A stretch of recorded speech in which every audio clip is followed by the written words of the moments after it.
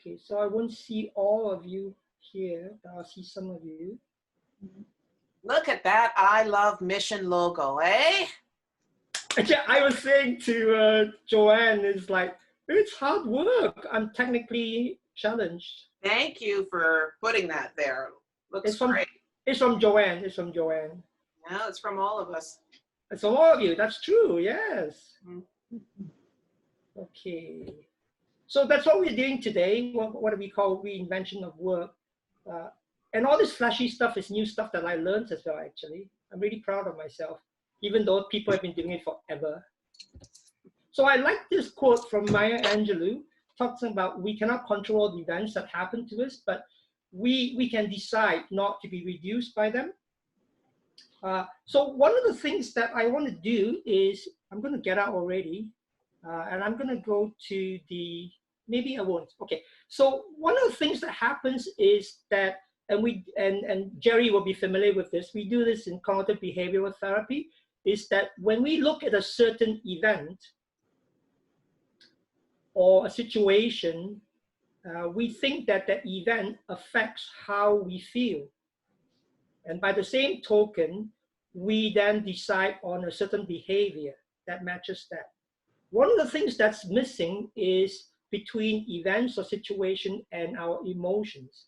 So the thing that is there for us to consider is the interpretation that we give to that event or situation, the meaning that we ascribe to that event. So that makes all the difference, because our interpretation of that event manages our emotions, which subsequently changes our behavior. And fortunately or unfortunately, our interpretation of events or situations is predicated on what we call our family of origin. What's happening with us now is that sometimes when we come back to the emotional piece, is that we actually are not aware or acknowledge that really we have losses. Okay, and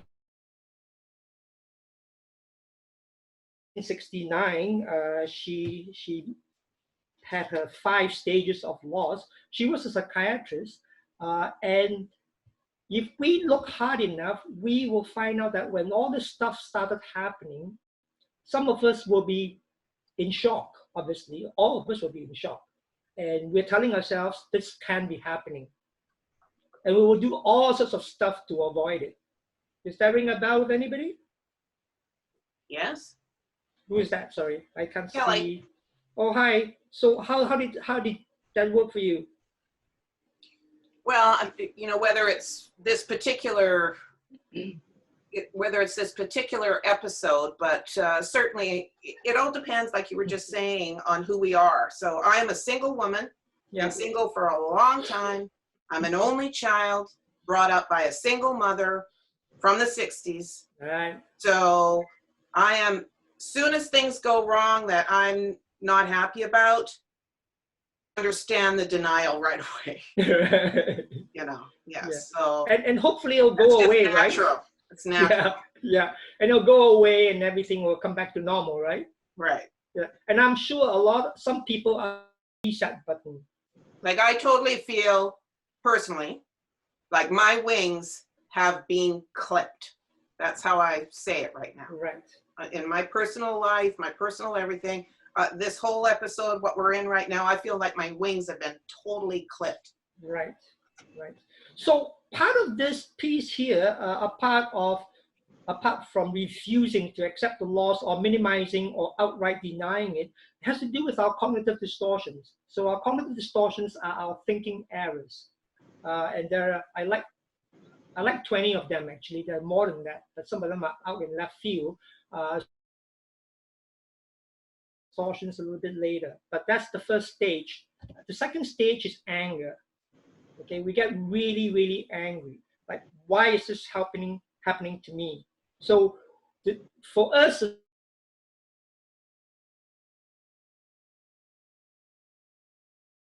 the anger is then we start blaming. We blame events or we blame people. So blaming is one of the 20 cognitive distortions that we have. So when we blame people, it's nice because we don't have to take responsibility for anything.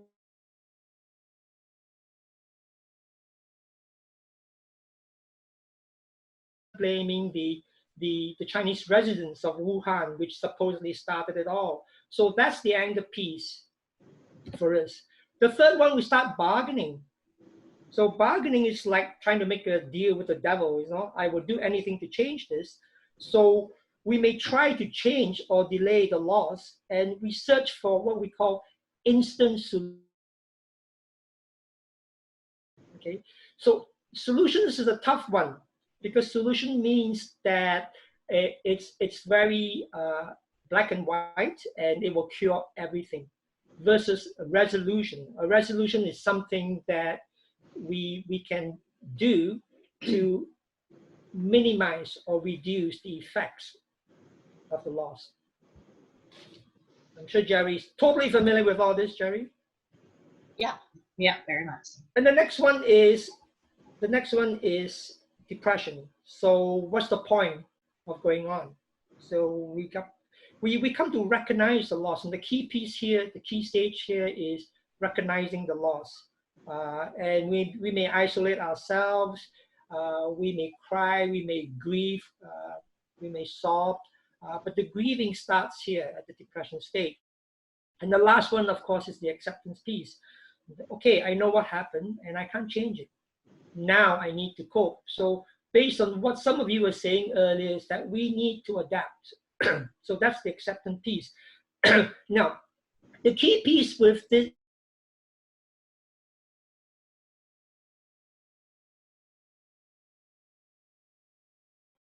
we can start at any of those stages and we can bounce forward and backwards. So really, there is no real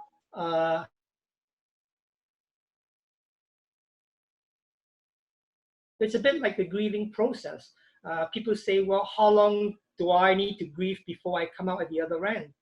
Well, there's no answer to that. Some people say, oh, within a year I'll be okay, within 2 years I'll be okay. But it isn't. Grieving is a process.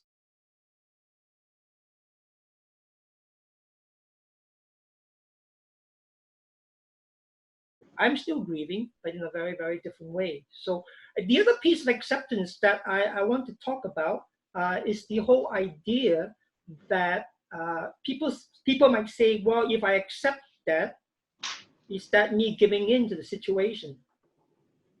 And that's not what acceptance means. I like the mindfulness approach to it. Do any of you do mindfulness stuff? Yes. Yes? Yes. Yeah. Who does? Yeah. Jerry, I do a lot of it. Yeah. Jerry? Okay, yeah.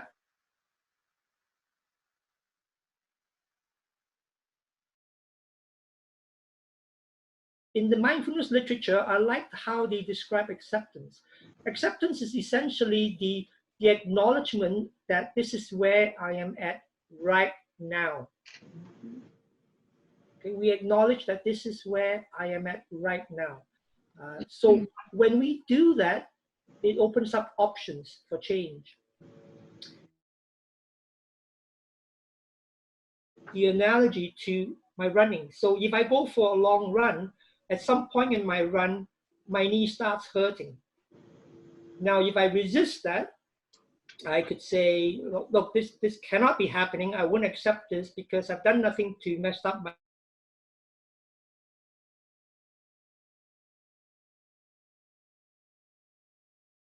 months.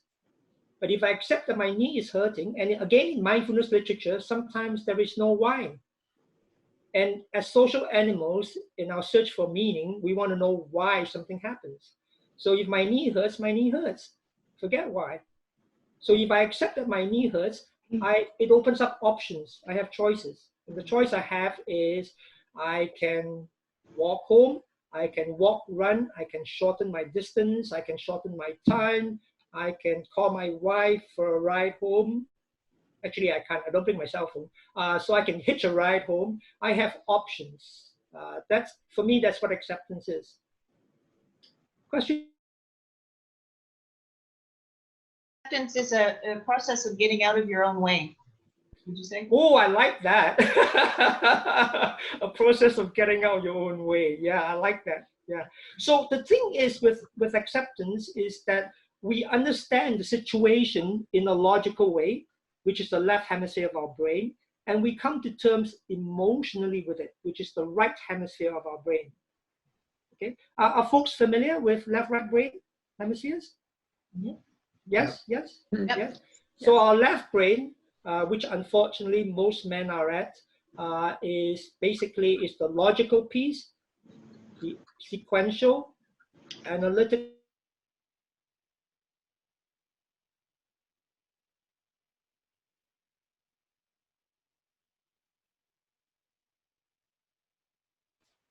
It's expressive. It's Wrong. I poured it in the. Right. sorry. So it's creative. It's expressive. That's the artistic side of our brain. Right. So at the risk of stereotyping, women actually are much better in integrating both hemispheres of the brain than men are. Again, maybe because of the way we were brought up, I'm not sure.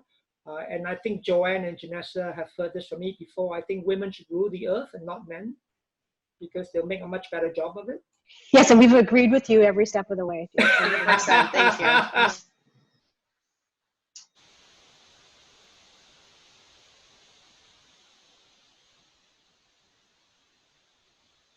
On this before we move on? Jason, Joanne here. I think one thing that I'm finding with this particular pandemic, and as you pointed out, it's actually not defined as a crisis, Yeah. is that this process, denial, anger, bargaining, depression, acceptance, is what's twice daily on different items. So it's not like one thing that you can deal with. We were having to deal with multiple things, and I'm sure Kelly can totally relate to this too, multiple things continuously, and it hasn't.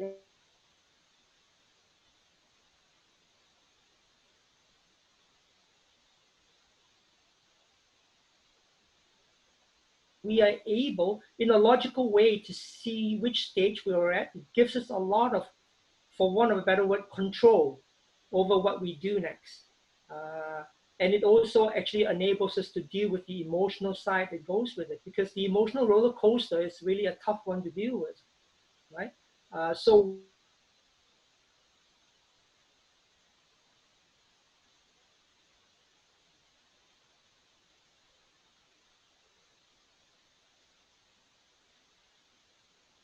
certainly don't want to be denying stuff. Shiro, hi. Hi. Oh, I was just going to make a comment about that and say about the acceptance part and say now I feel that I'm at that stage where this has become my new normal. And when so how do I go about in actually managing this new normal and saying, you know what, this is okay, because this is going to be where I'm at from now on, and this can only get worse. Okay, my body's going to break down a whole lot faster from here on anyway. So how do we begin to come to terms with that? I think that's a big one with how we manage grief reactions. And now we know with grief reactions, there are 5 areas. Okay, the first one is physical. Should I go onto the board for this? Do you guys want me to go on the board? Or are you guys okay hear me rambling? This is fine. It's fine. Yeah. We're listening. I'm sorry? We're listening. Okay, I'll just ramble on instead of writing it on the whiteboard. Okay, so the first one basically is physical, and physical would include increase in blood pressure, muscle tension in our body, sleep disturbance, headaches, weight changes, tightness in our chest. So those are the physical symptoms. And then we have our cognitive symptoms. So we have confusion, we have a loss of focus or concentration, there's a sense of disbelief, and we are totally indecisive sometimes. So that's the cognitive piece. And then the emotional piece, which I talked about for me, about being depressed, about being anxious, sad. We feel helpless, we feel hopeless. fear, we feel bitter, we feel numb, where there may be mood swings involved. So that's the emotional side of this. The behavioral side is we blame, which is a thinking error, a cognitive distortion. We become forgetful. And sometimes we neglect our self-care. Sometimes we neglect our personal hygiene. So, if I'm bumming around in my so-called loungewear every day at home, it's very easy for us to neglect some of that self-care. And there's a loss of interest in activities or things that I may enjoy, but we've lost interest in that. So that can be a tough one. And the last one, of course, is the spiritual piece. We ask the why questions. If we have a faith, we may be angry at God.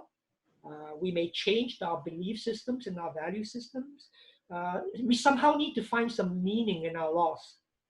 That's a spiritual piece. So those 5 pieces are there in your handout, I think, with a whole lot more examples.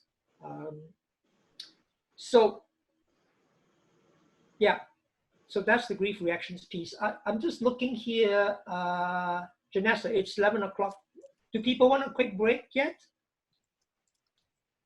Yeah, we could do a quick break if we would like to at this point in time. If you want to allot a time amount for it. Folks, what would you like to do? I can keep going. I don't have to go anywhere. I'm I'm okay not with going continuing. anywhere. Yeah, Going.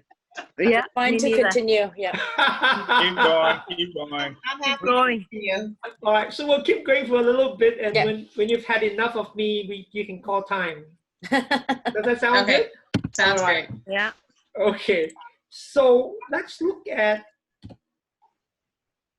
the change strategies. Okay, I like this quadrant. I don't know where I picked it up from, many years ago. And some of you may have seen this in some of the workshops that I've done, I'm not sure. So basically, the first one is we grin and bear it. So if we think of any circumstances or situations that we've been in before, whether in our personal relationships or at work, a lot of times we just grin and bear it. For whatever reason, we just grin and bear it, and we hope it'll go away soon. Anybody relate to that? Yep. Of course. Yeah. Okay. Anybody got any decent examples?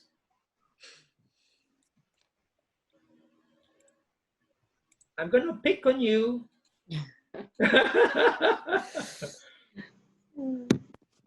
Paul, let's pick on you. We've not had some feedback from you earlier because you were busy. Are there any situations where you grin and bear it and hope it'll go away, or that maybe the next new fashionable thing will come along? Some parts of my job I have to grin and bear it, and that's when I'm dealing with participants who you line them up with a great opportunity, and then they come back and say, well, with this COVID thing going around, I just don't feel I want to work today. And you put so much into it, and you get to, and believe it or not, that happens 2 or 3, sometimes 5 times a day with different participants. So you just grin it, you bear it, you push through, and the next day you try again. And hopefully this will all be behind us, and they'll accept some of these jobs that we get done. So that's my real world right now. Yeah. What is it that you do? I'm sorry, I don't know what you do. Oh, that's okay. I'm a job developer with Mission Community Skills Center. Okay. Yeah. Thank you. I'm glad you guys are asking and connecting. That's really cool. Yeah. Well, the thing with that is, regardless of the current consequences and situation, we will more often than not have folks who are of that ilk, right? Unfortunately. And of course, when you put a lot of time and effort and energy into it, then you could be like, God, I know this would be great for you, but it's your call. And it can be very frustrating, and it can be very, demoralizing. But unfortunately, it is what it is, right? And some of you will grin and bear it with regards to your bosses, right? I know for sure, for me, working for Fraser Health, there are stuff coming down, and I'll just grin and bear it because I think it's stupid for the community of Mission that I work with. And I know the local demographics, but it's a cookie cutter approach. So do I grin and bear it, or do I just whatever? You know? But actually, I tell you a lie. I normally don't grin and bear it. I just don't do it. I get into trouble like every other day for my last 23 years of mental health. The next one is we change ourselves. We change ourselves, and that's an internal thing. So changing ourselves, and back to what Paul was saying earlier, there's a really, really cool motivational matrix that I've used in workplace stress, which talks about, like, when we change ourselves, do we change it internally at a positive level, or do we change it internally at a negative level? Because they're both very, very different. So when we want to change ourselves, it may be changing ourselves in the way we see a particular situation, because when we have that mindset shift, and I'll talk a little bit about mindset later. When we have that mindset shift, it changes everything. Okay, if we are of a fixed mindset, we go down a particular path. But if we change the way we look at something, it changes the way we feel, and it changes the way to behave. So again, that's cognitive behavioral therapy. Change the way you think, changes the way you feel, and it changes the way you behave. And very often, we are stuck at that cognitive stage. Feel free to jump in, folks. The next one is, if we have some power in our organization or the work that we do, we change the situation, we change the structure. It's external.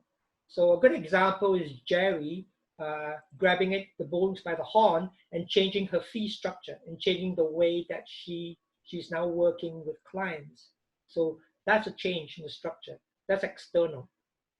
So once again, with external stuff can be positive or it can be negative. So if my wife tells me, you know, if you don't change the way that you're so grumpy with everybody, I'm going to leave you. So that's motivation for me to change, but it's an external motivation and it's negative. It's not a positive one. The last one, of course, is actually a choice that we have, but very often we don't think about it. We leave. We don't just leave emotionally and psychologically, but we leave physically.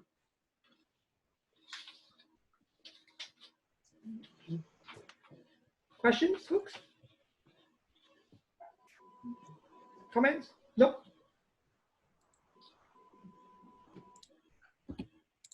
Okay, so let's look at the change curve. I like Kubler-Ross's change curve here. So if we look at this, essentially, she actually has the 5 stages of grief in here, but in relation to a business model, that's how she sees the change curve. So once again, we're in a state of status quo. It happens, we are shocked, we deny, and maybe our approach is to get as much information as possible. But we're still very much impact-wise at the denial stage. As the disruption wears on, we have anger, we have fear, but maybe we begin to watch, we listen, and we support. The third stage, she talks about exploration, where we begin to accept the situation and we explore and we test out. And it sounded like a lot of you, or most of you, if not all of you, are actually at that stage right now in relation to the work that you do. And the last one, we begin to start experimenting, we rebuild, we regroup, we rebuild, and we have a commitment, and we celebrate the small wins or the quick wins. Any questions on that change curve? So that's also going to be in your handout, one of your handouts in relation to the 2 different ways that she looks at it in relation to business as well. We good? You guys got to jump in. I'm running out of breath here. Okay, I want to concentrate on only 2 types of resilience. I did a workshop, a lunch and learn for District of Mission on resilience skills back in December. And I want to just focus on 2, which is of relevance to us in relation to today's session. And the first one is community resilience. So community resilience speaks to the ability of groups like ourselves to respond and to recover from adverse situations. So current pandemic and financial issues are issues for us right now. And the second piece is about how we achieve these through building social support networks and reframing negative thoughts. So once again, we see negative thoughts there. So again, automatic negative thoughts are our cognitive distortions. So our thinking errors is, and really cognitive distortions was really brought about by Aaron Beck and David Burns. And Jerry will be familiar with them. David Burns is huge in all his depression workbooks and depression books. And they were the two, when they did the cognitive behavioral therapy, started looking at cognitive distortions and how the way we think actually is our own worst enemy on a daily basis. That's a whole different workshop, so I don't really want to go there. But obviously, blame is one of them. And the other piece that I think I just want to raise, a couple of the other ones, one is actually what we call unrealistic expectations. So if we have unrealistic expectations of ourselves or of others in the community on how work should be done, then we're on to a loser here. Okay, another one is unrealistic comparisons, which is a big one. So say Tom, for example, is comparing how he does business now with some of the people he knew or he knows of who may be achieving more than he is right now, whatever that may mean to him, then that's what we call unrealistic comparisons. And one of the best examples I can give you is growing up in Malaysia in high school. I know a lot of my friends who are now retired CEOs and CFOs and accountants, etc., engineers, doctors, and I was just a measly social worker. Okay, so if I have those unrealistic comparisons, that really I actually, I did not meet my parents' expectations of me. So thank God my sister was an accountant, so she saved my bacon for the start. So really, those are unrealistic comparisons and expectations that we may have. The second resilience that we want to talk about a little bit is the whole idea of psychological resilience. So basically, psychological resistance is our mental fortitude. It's our ability to withstand or adapt to uncertainty, challenges, and adversity. Now, that can be slightly more challenging for what I call people who are the pragmatists, the practical people. Have any of you done your true colors before? Not yet. True colors, anybody? Mm, So I did. true colors, sorry? Yeah, I did. Who was that? Who's that? Diana, sorry. Diana has, yeah. So what's your color apart from being blue all over? I think it's, well, the nature of the work is blue and green, right? I don't know, you tell me. So the true colors is a very quick and dirty way of looking at our personality traits because our personality traits also drive the way we interact with people. Okay, so in my conversation with Jerry earlier, and she said, yeah, as soon as I saw you, you're not one of those people who can sit down for anything more than 30 seconds. She didn't actually say that, but you get my drift. So really, our personality traits actually determines how well we get on with certain people and not with others. So if you can't adapt to uncertainty, you are the extreme of what we call the goal personality. The goal personality is a pragmatist. Okay, so unfortunately, in the cognitive distortion, a goal personality can also be a very black and white thinker. Any of you black and white thinkers? My way or the highway? No gray area? Yes? No? Maybe? Ellen is smiling, but nobody will admit to it. Okay, so black and white thinkers, goal personalities, find it really difficult to accept uncertainty because they do not like uncertainty, and they do not like ambiguity. They need to know what is happening. And within that structure, they work really, really well. Okay. Now, if you look at the orange people like me, who's like, speak before I think, then uncertainty is not an issue. Okay, because we're quite happy to we're quite happy to go with the flow. We think on our feet pretty well. Like my wife says, I just make things up as I go along, and I speak with such confidence that people think it's true.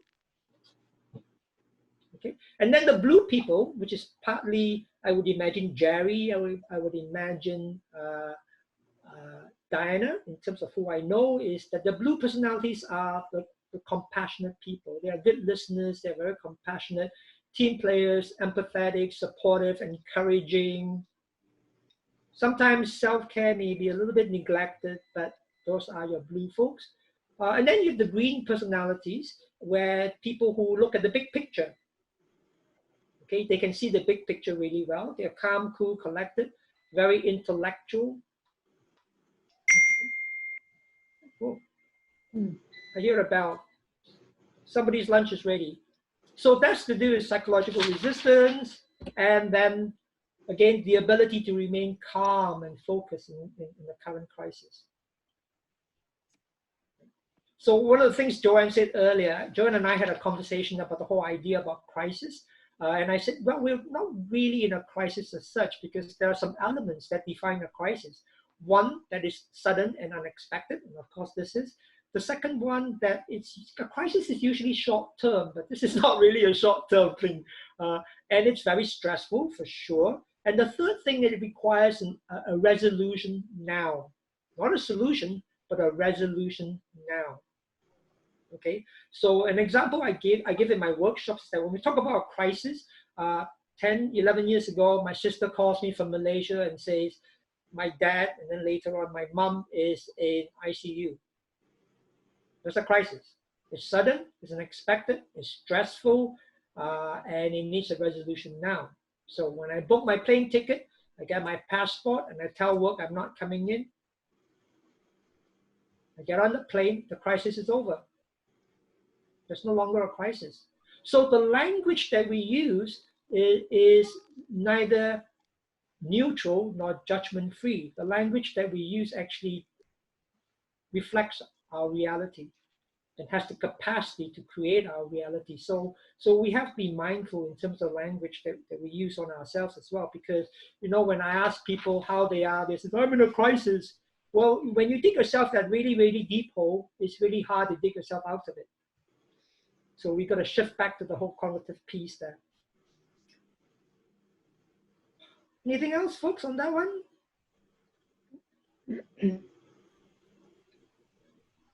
Jason, I'm not really familiar with the true colors, but what's the point of knowing what color you are? Is there?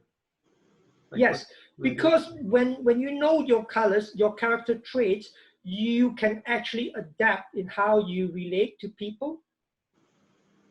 Right? So again, with your clients, for example, if you can figure out the colors that they are pretty quickly, and I can pretty quickly do that, then how you relate to them develops a rapport very, very, very quickly. Because for want of a better word, you will use the same language. Okay? So if you look at the blue people, the compassionate people, they are very feeling and kinesthetic people. Okay? So if you have a client who's very kinesthetic, for example, Tom, and you say, I hear what you're saying, I see what you're saying, that's not going to resonate with that client, because they don't see or hear. They are not visual or auditory people. They are kinesthetic people. So the language that you use, if you use a lot of things that has an analogy to do with emotions, your rapport building is a whole lot quicker. So you get to go where you're going a lot quicker. You get a whole lot less resistance. So if you're a client who's very blue, for example, you would say statements like, you will not say statements like, I see where you're going with this. You will say statements like, I think I've got a handle on what you're saying. So having a handle on what you're saying is a very kinesthetic language that you're using versus a visual language. Is that making sense, Tom? Oh yeah, for sure. Yeah. Yeah, no, I use, you know, it's just personality traits, right? Like you could be a driver or an analytical or amiable, right? So it's kind of the same concept as that, right? So just adjusting to, you know, adjusting the way that you handle people with their personality traits. Absolutely, absolutely, yeah, for sure.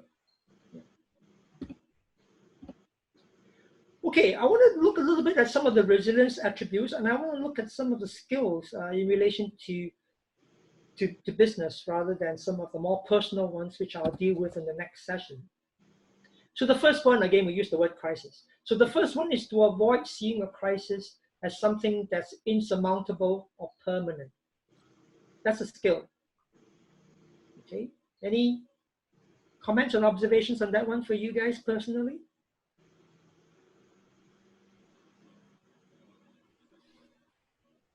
My clients, when I sense that they're anxious, I draw their attention to the things that they've accomplished in their past and to draw on their personal accomplishments and their faith in self. Yeah, for sure. That's a good one, Jerry, because it's about a strengths-based approach, right? Because a lot of times when we are feeling this way, everything is negative, nothing is positive. So we don't begin to look at some of the things that we've done and we've done really well. So we don't balance that scale, which is unfortunate. But yeah, absolutely. Thank you. Okay, it's Diana. I could Hi, Diana.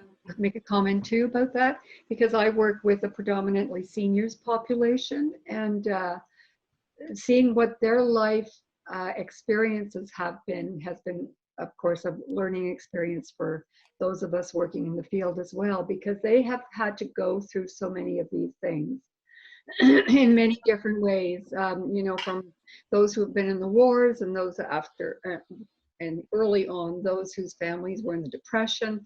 And so there is a great learning thing that comes with that, and seeing how you can move on from one to the next and the next.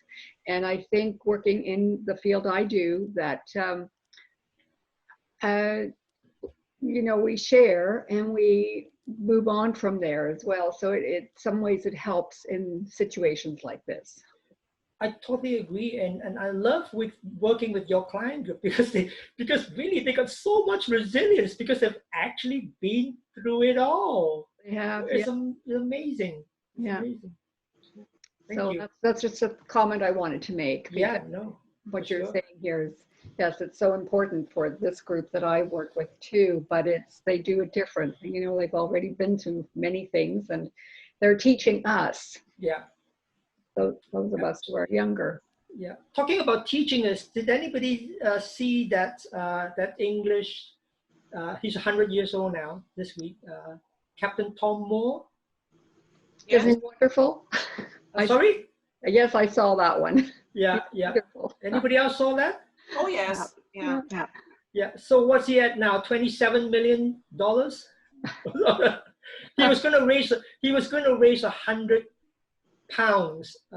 for the National Health Service by walking up and down his driveway. Then he set his sights a little bit higher to £1,000, and 23 million pounds later, and the money is still coming in. And he just turned 100 this last week, I think. He got a telegram from the Queen. So yeah, the power of one. The second piece here is, again, something that we've talked about earlier, about accepting circumstances that we cannot change, because it allows us to have options to actually move on and adapt. I think it was Viktor Frankl, a Holocaust survivor, and was he a psychiatrist? I don't know. Jerry? Not sure. Not sure. So Viktor Frankl actually said, pain is inevitable, suffering is optional. And I think I added a third piece. Suffering equals our resistance to pain. So if we resist the pain or we resist the circumstances, then it becomes, we suffer for it. But if we accept that, then we have the options of actually moving on. The other piece is about being decisive. So when taking decisive actions in adverse situations is a tough one. because it's harder for, again, if I go back to the personalities, it's harder for the blue personalities because blue personalities are very emotion-based. So back to what Tom was saying earlier, you want decisive actions, you go to the orange personalities because they are very decisive. When you have a crisis, you go to the orange personalities. You don't go to the blue ones.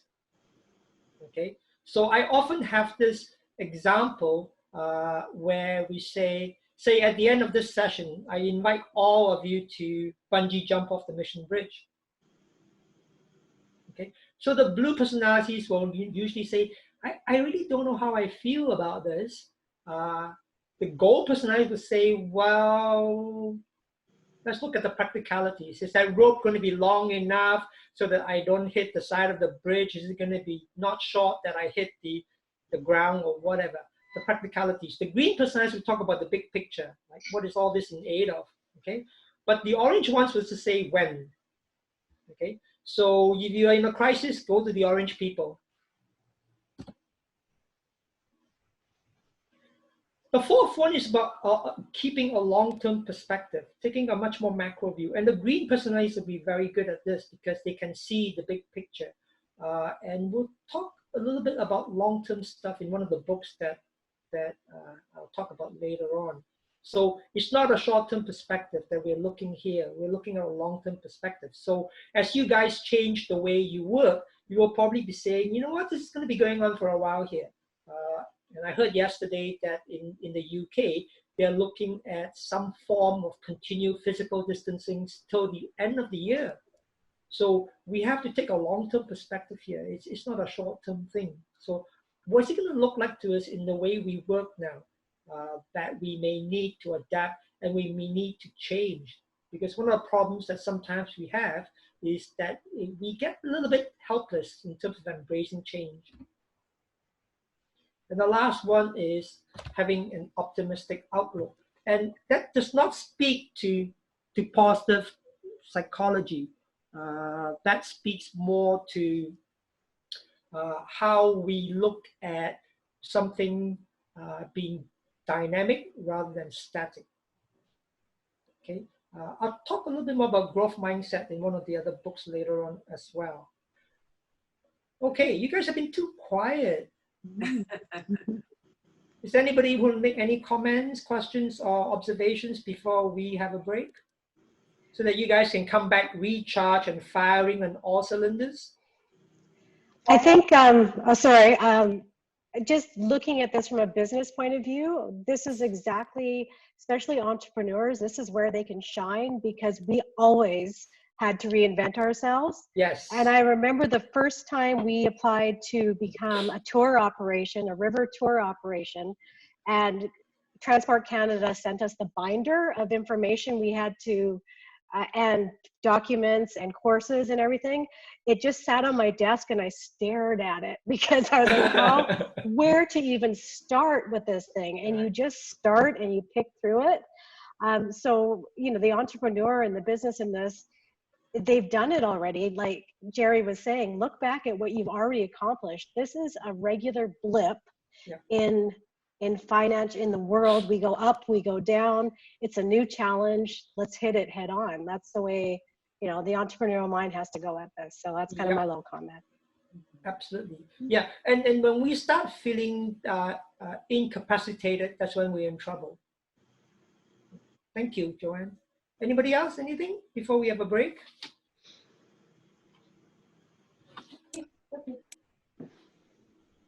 Actually, we're not going to have a break yet. This will be in your handout, but some of the other skills that we want to be looking at is in terms of being decisive. We want to look at our problem-solving skills. We want to look at our communication skills. We want to look at, do we have to redefine the purpose that in the work that we do? And if we do, what are some of the activities that we want to be doing that gives meaning to that new purpose? Okay, and like Joanne says, accepting that change is part of how we live our lives. Another big one is, which is huge, is called managing our emotions. So it's this whole thing called emotional intelligence. So you guys might have heard of that, or EI. Daniel Goleman, who was a psychologist and a journalist, was the one who brought it to the fore some, I don't know, 12 years ago, where we moved away from the whole idea of IQ to EI. So emotional, right brain, intelligence, left brain. So you got a merging of both hemispheres of the brain. Okay, if there's nothing else, shall we grab a break? Okay. Sure. We can do that.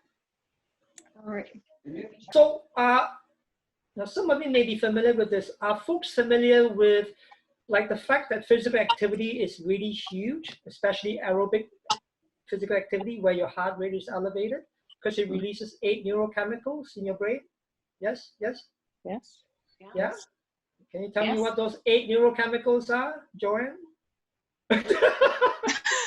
Dopamine is one. Yes. And, Serotonin?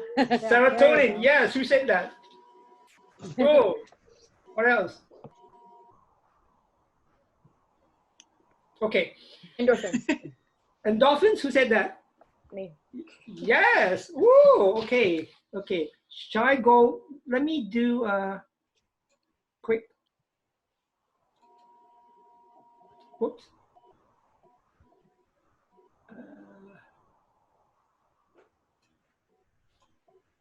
Can you guys see this? Yes. Yeah. Okay. So very quickly, and I love this stuff. So the first one is dopamine. So dopamine is connected with our our reward system. So we talk about satisfaction and we talk about happiness. This is all dopamine stuff. Okay. The second one is like what Alan said. Serotonin. Serotonin basically is a mood changer. Okay, it affects our mood, whether mood swings, depressed, anxious. Serotonin is huge. The third one is Endorphins. I will come to endorphins. Yes, endorphins is huge. Epinephrine. So if you think in terms of your EpiPen, yeah, your EpiPen basically for severe allergic reactions. So that's where the word epi comes from epinephrine. So epinephrine basically is adrenaline. That's what it is. It's a charge of adrenaline. And it's the same with norepinephrine. You guys realize I'm just making all this up, right? But it sounds really good. Okay, so these 4 neurochemicals or neurotransmitters are usually what a psychiatrist would prescribe for you if you were depressed or anxious. Okay, so physical activity cures it all, but it has to elevate your heart rate. It has to be aerobic activity. So let's go to endorphins. So endorphins basically is the body's way of releasing morphine. Okay, and you can get endorphins obviously from activity, physical activity. Obviously, we said that. Sorry, I can't think and type at the same time. You can get it from meditation.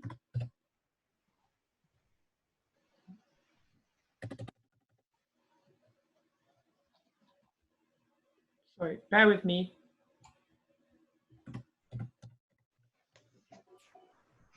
Get it from yoga. Can't spell meditation. Kelly's gonna correct me soon. Activity, meditation, yoga, and guess what? If you're too lazy to do any of that stuff, you can just eat dark chocolate. That's me. And There we go. and Ellen might like this. Spicy foods. Now, the other 2 interesting things is laughter and so by that I roughly mean volunteering. Huge. Okay, so the sixth one is okay.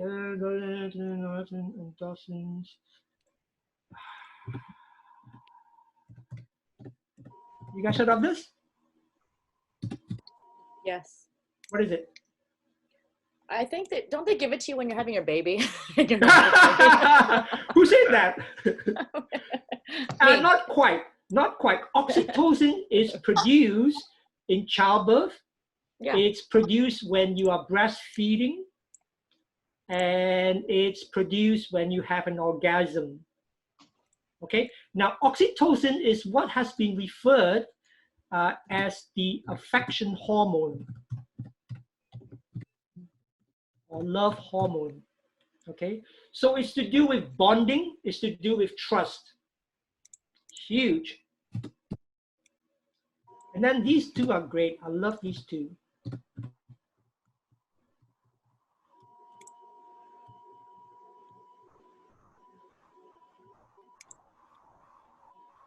You get opioids, you get drugs from exercising. Look at all the money you spend from not buying street drugs.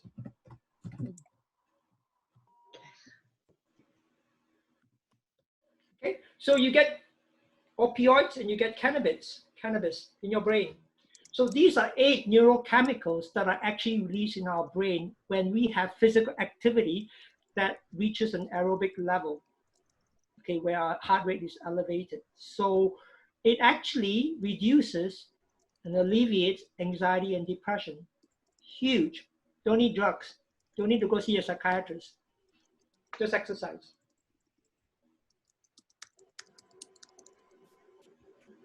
We good? Can I reduce this? Yeah. Thank you. Are you going to send that to us in like some? Are you sending this, or should we take a screenshot? I'll take a screenshot because this is not in the PowerPoint or the handouts. This is one of my bunny trails. I see. Okay, thank you. Are you okay taking a screenshot? I did it. I did. Yeah, if not, just email me. And you do realize I just made this up, Cheryl, right? That's my email, .ca, not .com. Feel free to email me. Okay, thank you. Okay. Are we okay, Cheryl? Can I reduce? Yes, thank you very much. No, you're welcome. Okay, let me go back to here.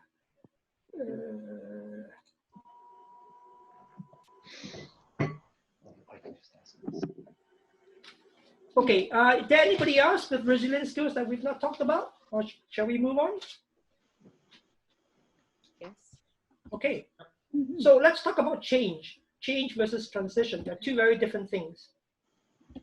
So change, you can see this now. So change is basically the situation that impacts us. Okay, it's a situation or the occurrence that impacts us. That's change. So it's much more of an outcome, for want of a better word. Transition is the internal psychological processes of adapting to a new situation. So that's the process. It's not the outcome. So that's the difference between a change and a transition. So change is outcome focused. Transition is a process.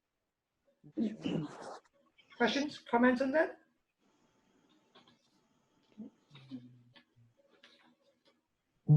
You guys have gone back to being quiet again. Oh gosh.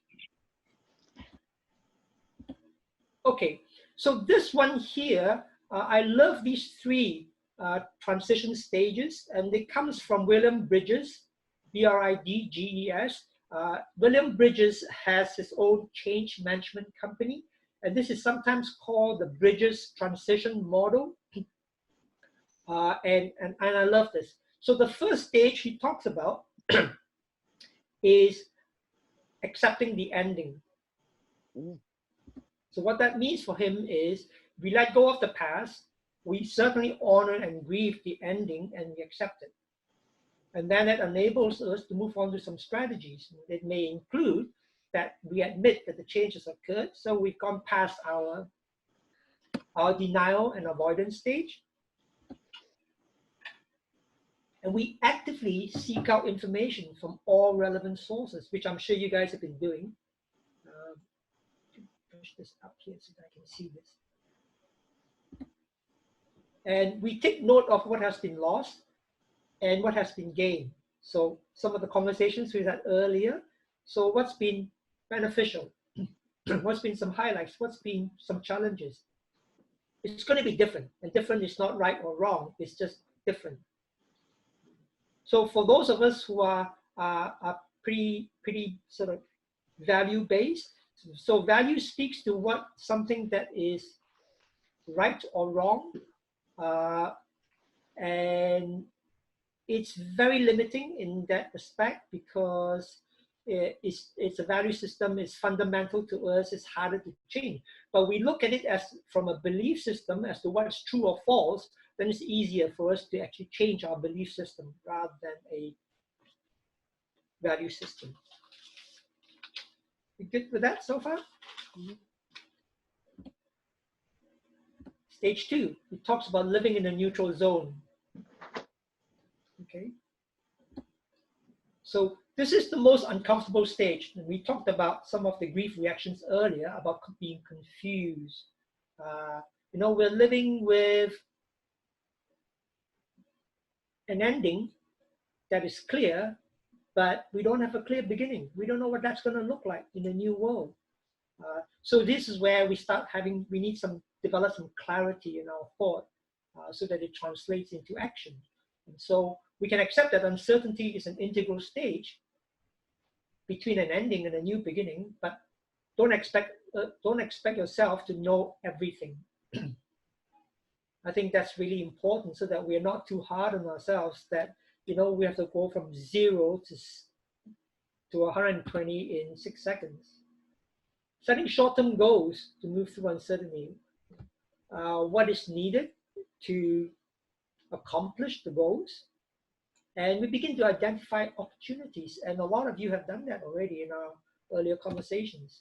And the third one is begin to look backwards to the ending and acknowledge what you had, and something that Jerry said earlier with a client.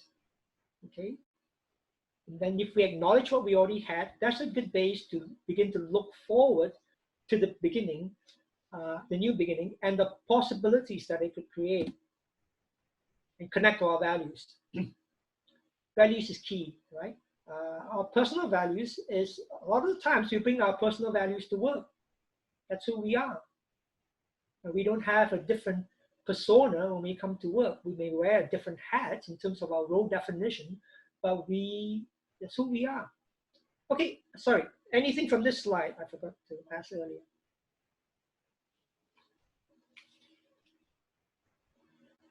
You guys are quiet again. Jason, do you have, I guess this might go to people's personalities again, but is there any like simple tricks to switch a mindset of someone that finds themselves stuck? They can't even get into this stage? Yes, it's called cognitive restructuring. We restructure the way we think.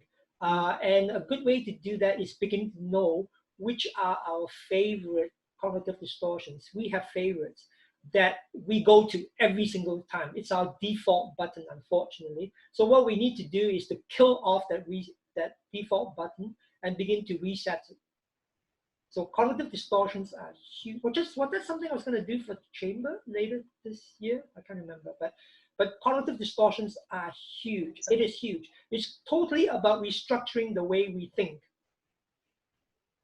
which will affect the way we feel, and then which will change our behaviors. Yes, we were going to do thinking traps. Does that sort that's of the one. Okay. That's the one. It's called by like a bunch of different names. That's the one. Yes. Okay. Excellent. Thank you.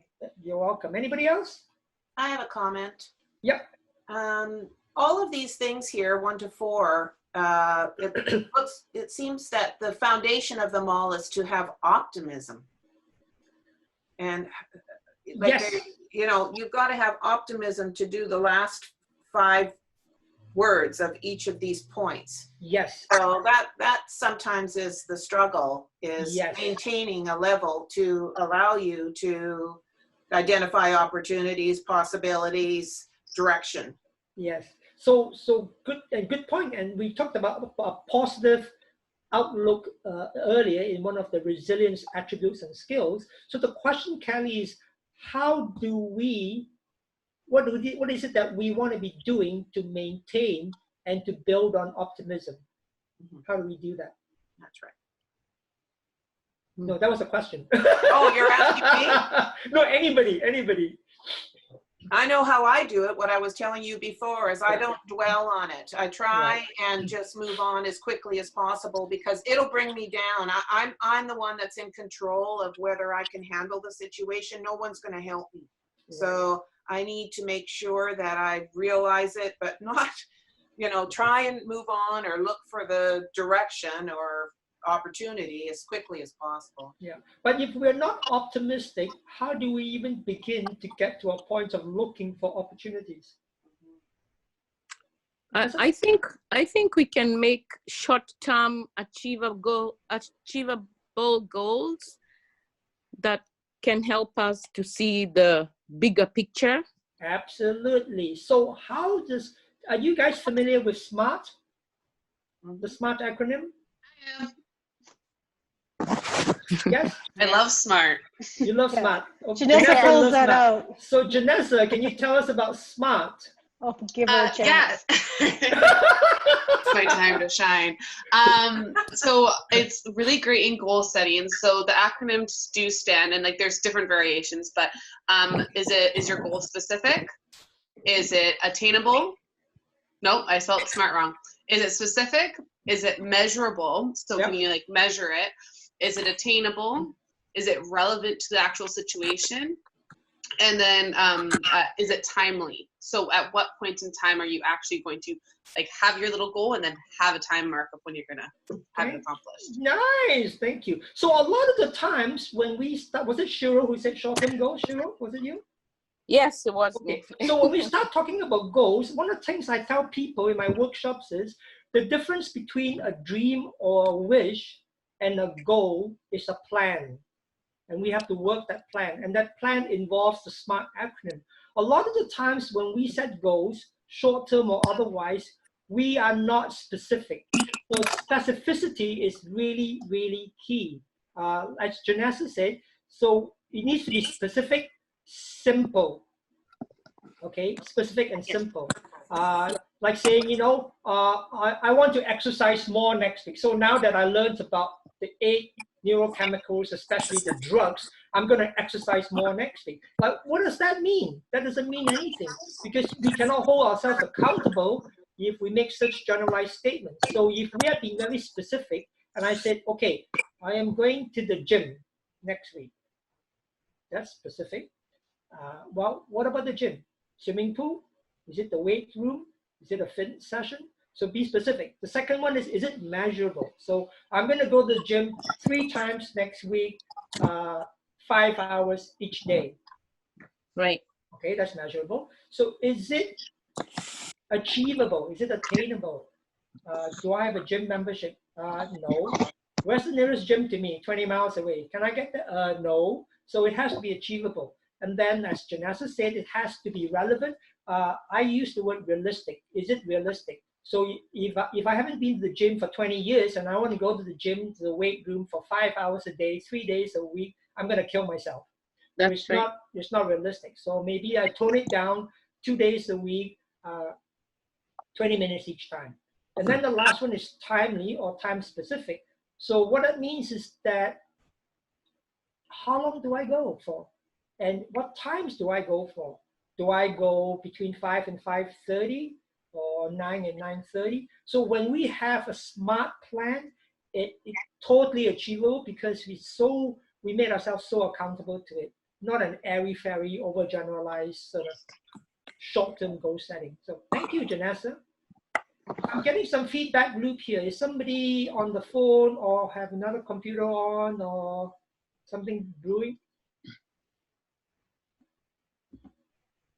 Okay, transition 3. reaching our new beginnings. So what that includes is that we accept the challenge of working in a changed environment. It's a fresh start. What do? We jump right in to meet new people. Well, in a very social media sort of way, which is what Kelly was doing, right? We create strategies for tackling new challenges because new challenges will come on board. So some of you were talking about the highlights and challenges of working very differently from home. And so what kind of strategies do we need to tackle those new challenges? And we find ways to mark our success. So we have to acknowledge and celebrate the small wins and the quick wins too. So back to what Jerry was saying to our client is that, what is it that we've done well? Let's acknowledge, let's celebrate, let's pat ourselves on the back, let's go get some ice cream. Who was going to get ice cream? It was Kelly, wasn't it? No, it was Diana, I believe. Was it Diana? Yeah, no, the other girl, yeah. Oh, not sharing with us? Okay, fine. Questions? Okay, if there are no questions or stuff, I want to do one quick thing here. Let's go back to my whiteboard. Oh, I still got stuff there. So one of my challenges is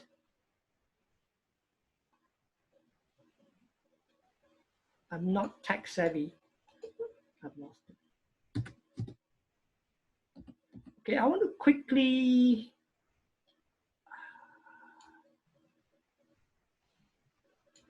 let's talk PST.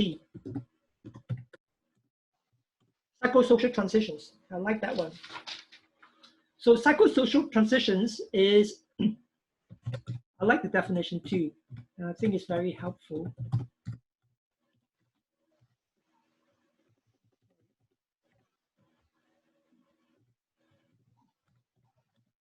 Sorry, just so you guys know, one of my challenges is I'm a two-finger typist.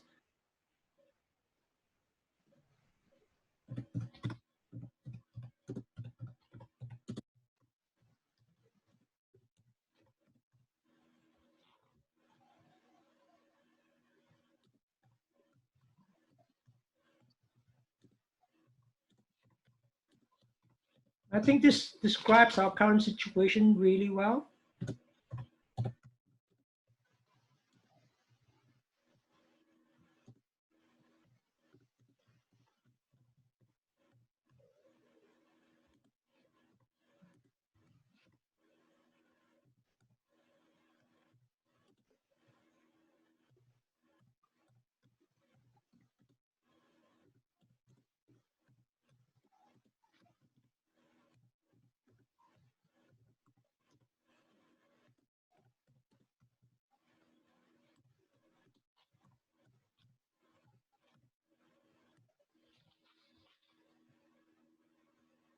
You guys like that?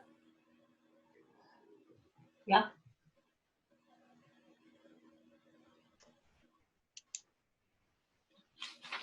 Questions, comments?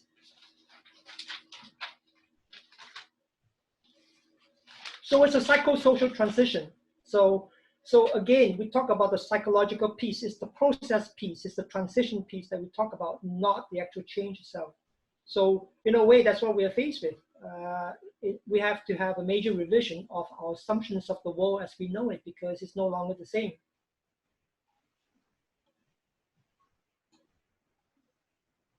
Any questions, folks? Comments? I have a question. Yes. So does that break down, are you talking, this would be in two different areas, one for yourself inside, but one to externally surround yourself with others and undertake a revision? Is that what we're doing here? Anybody?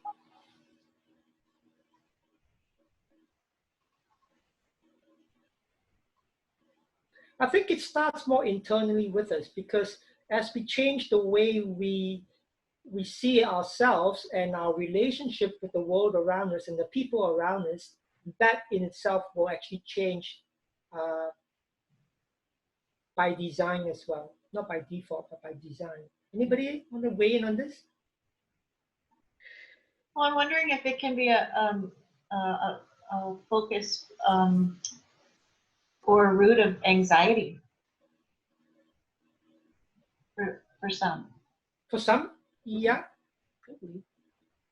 absolutely, because it's a process. So how we deal with the process is dependent on whether we have the capacity, and I mean in capacity, I mean personal attributes, and I mean skills that we have to actually manage that psychosocial transition. We heard the word mentioned already earlier about the new normal, right? Kelly talked about the new normal being used by a lot of our civic leaders, and rightly so, because it's a new normal. So sometimes the new normal is it. There's no hidden agenda, because we're not going to go back to the way we were. There may be certain things that we may go back to, but certainly our relationships with the world and our relationship with the people around is going to change dramatically. You know what others? I'll give you a heads up. One of the things I saw, which I was going to mention in the next session, was on one of my runs on last Friday. I read, and of course you see all these love and messages, stay safe, stay sane on the windows. And one of the signs I saw in a garage, it says husband free.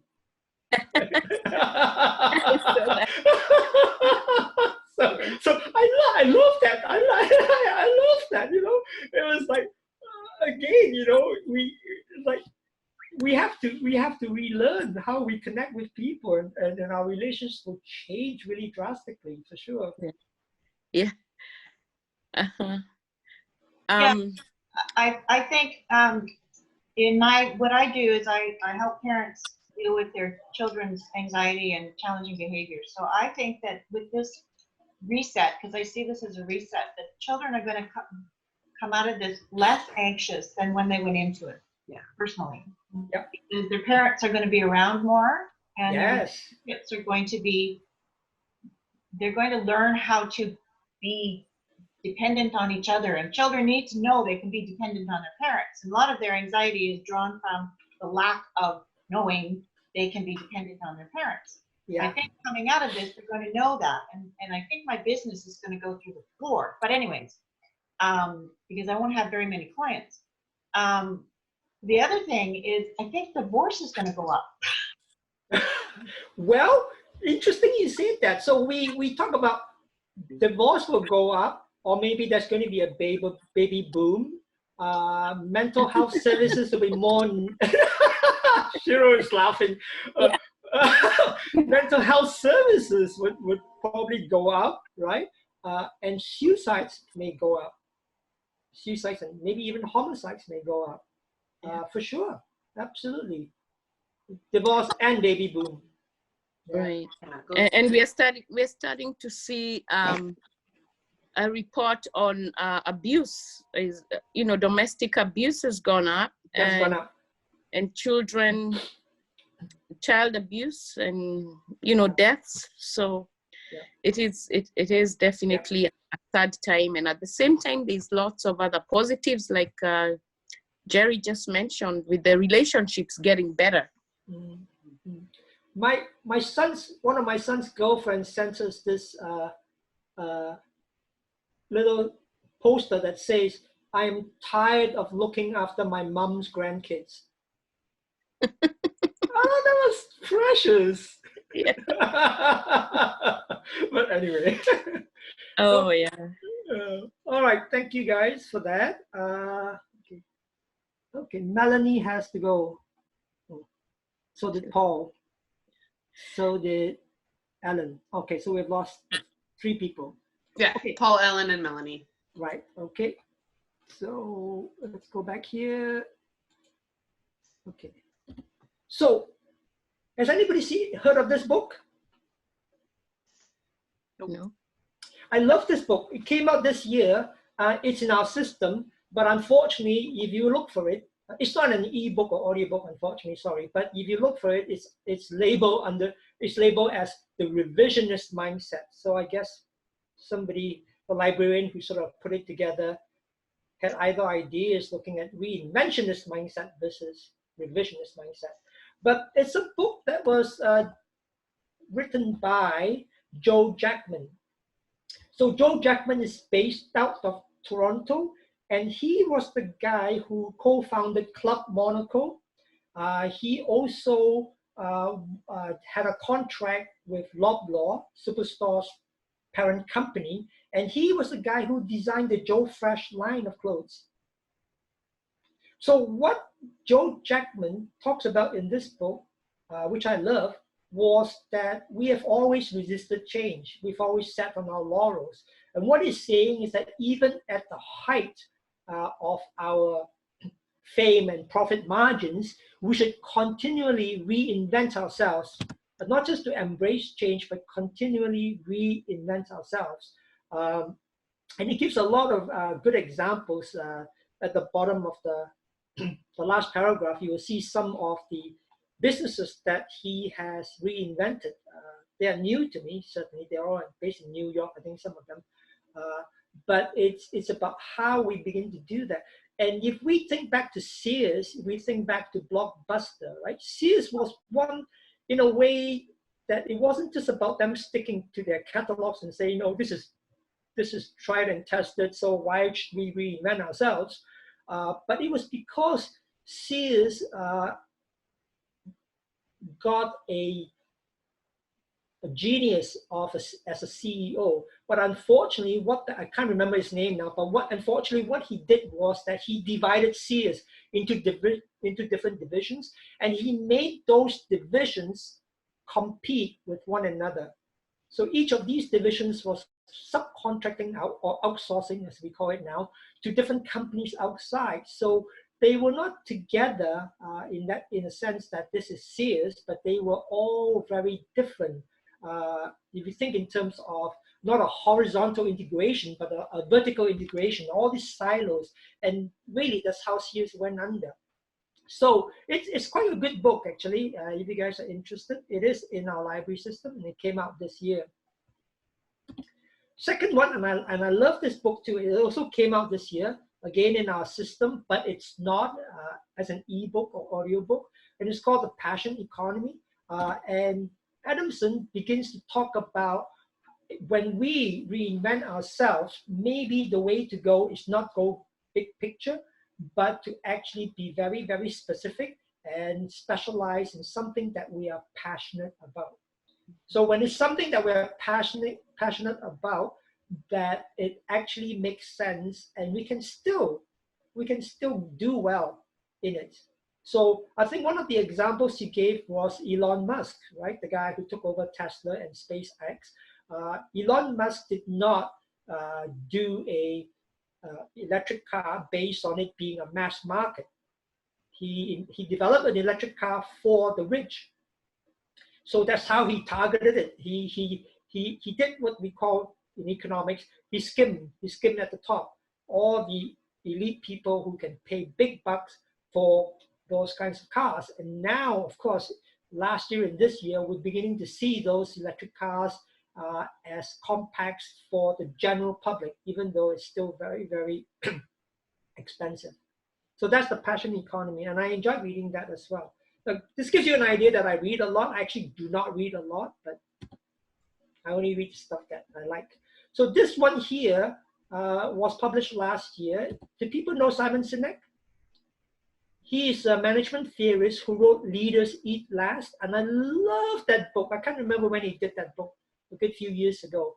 But he wrote The Infinite Game, and the only piece I like about this book is that he begins to talk about the long-term perspective, which we showed earlier. So the game is not a finite game, it's an infinite game. We have to think long-term. What is it that we want to see at the end? So we need to have a vision. And he used the Disney model as one. Although there were a couple of concepts that he developed that I thought was, reaching it a little bit in terms of what he proposed. But overall, not a bad book. So that's that one. And the other one, which I just put in, and you guys will know about this one, it's called Mindset. So Carol Dweck is a psychology professor at Stanford University, and this book was published 14 years ago. Yet, if you go to our library system, there are all sorts of holes on this book, whether it's an e-book and an audiobook. So it's an e-book as well. They are just book solid. Okay. So Carol Dweck basically talks about two types of mindset, and we talked about mindset earlier. So there are people with a fixed mindset, whom she calls the fixists, F-I-X-I-S-T-S, and these are the folks who think that abilities are innate. Okay, we cannot learn. They are innate, they are fixed. Okay, and that's it. And then there are people who have what she calls a growth mindset, and these are the people that says, you know, these are skills that I can learn. These are skills that I can learn. So back to what I think Alan was saying earlier, right? So we can learn new skills to do different things. So this is a slightly fresh addition, some additional stuff to a first publication, but pretty good. I like that. Any questions on the books, folks? No, but thank you. Oh, okay. Now I invented this quote.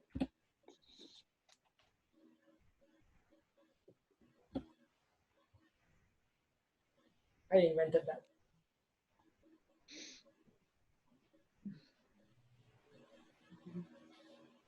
Okay, before I go, there's one other thing I'd like to share with you guys. And where is it gone?